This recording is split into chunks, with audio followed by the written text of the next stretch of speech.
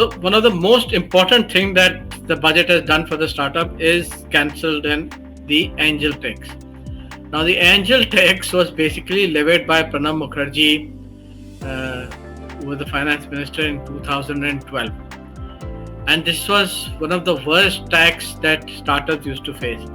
Basically, what does this tax mean? It was that any startup which collected money, seed money from angels, the first investors, the startup had to pay a 30% tax on that investment.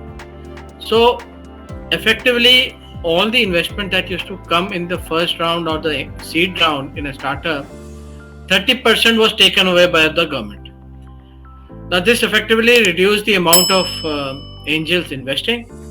This also affected startups which depended on angel taxation. And the reason the government or Pranab Mukherjee levied that tax, because there was a lot of money laundering which was happening through basically HNIs investing in startup companies and then devaluating it in subsequent round and basically booking losses on their capital gains. So to prevent that capital gains and that money laundering through these startups, they introduced the angel tax. And it has taken us 12 years to remove it. So I think wisdom has prevailed, better sense has prevailed, that some people will abuse the system, but some things are important and they need to be given the leeway and the freedom to operate. And angels need that benefit. Actually, in other parts of the world like US and all, angels get a benefit if they invest in startups. They get a tax incentive to put money into startups. So I hope we reach that stage where we give incentives to angels who are putting money in startups. In this budget, Nirmala Sitharaman ji has done substantially for public sector investment, especially public expenditure. So she set a limit of 11,000 crores or figure, which was there in the interim budget also, but she's maintained that figure for the full year.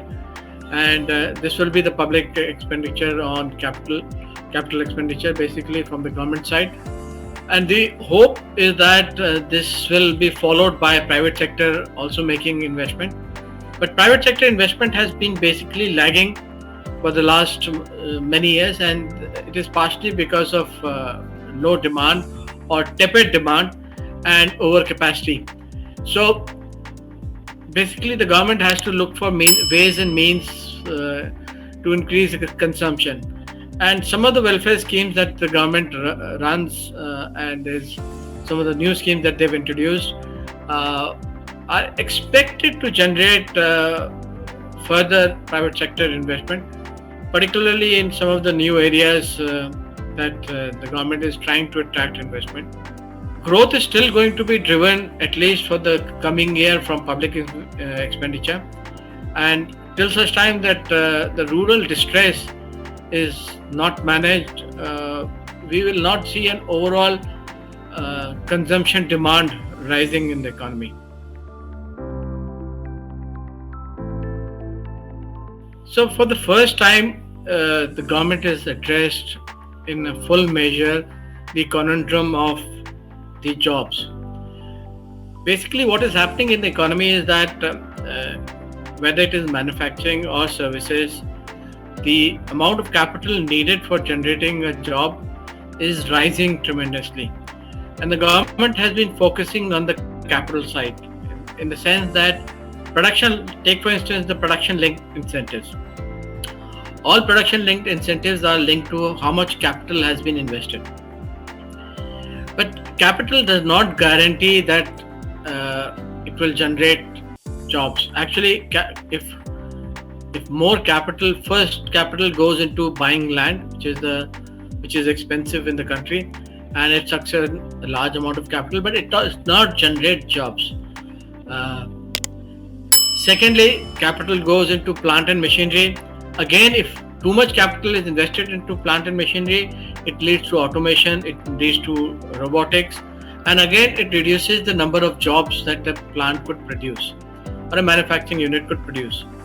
Even in services, there is a huge impact of AI, which is making some of the jobs irrelevant, especially jobs that involve repetitive tasks or jobs that can be easily learned and by AI. For instance, most of the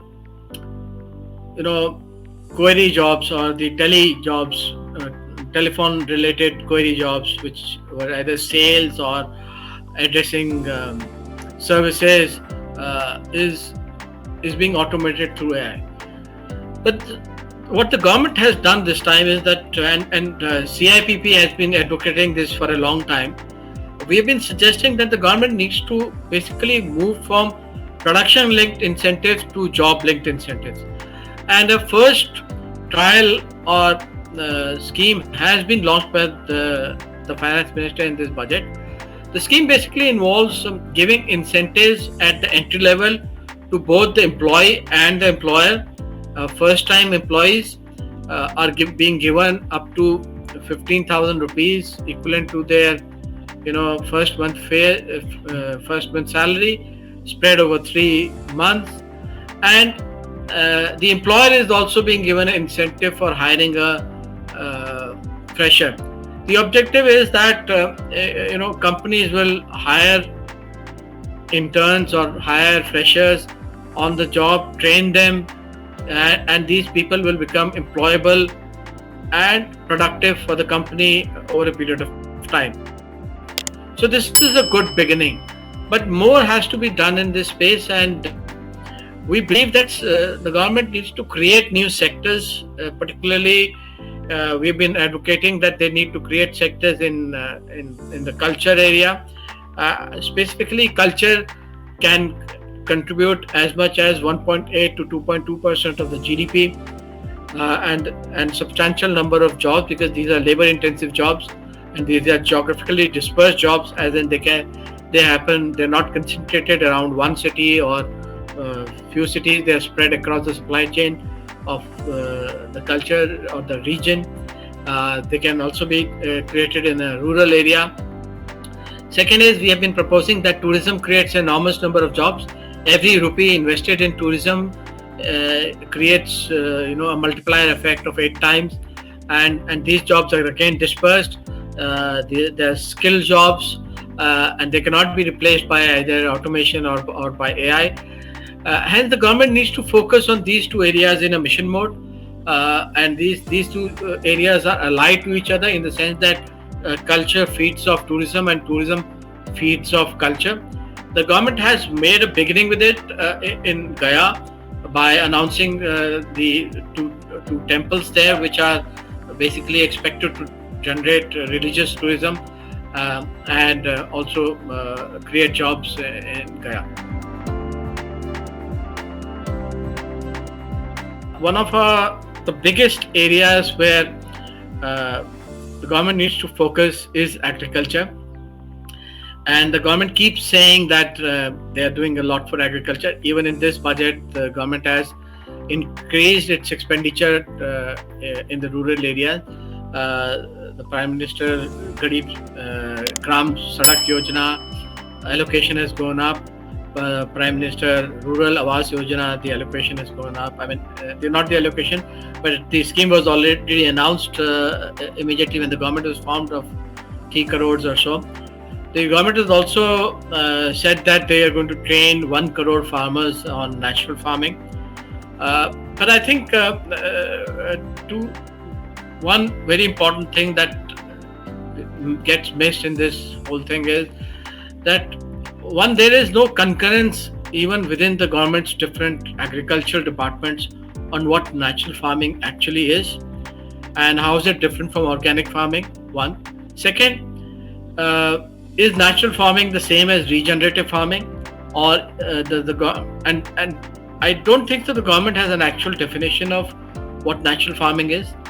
and this is again not a budget miss, but it's a policy miss, which the agriculture department needs to focus on, and the agriculture research institution needs to basically align the definition of natural farming closer to regenerative farming, which is basically no-till farming without use of fertilizers and multi-cropping mechanisms. So this, I think, the agriculture sector largely gets a short shrift in the budget is because it does not have a concentrated lobby of experts advocating for it. Most of the experts in the agriculture sector have views which are 60 years or 70 years old. We have been, of course, advocating for regenerative agriculture to become part of the government's public policy on agriculture. Hopefully, this will be corrected in the coming budget.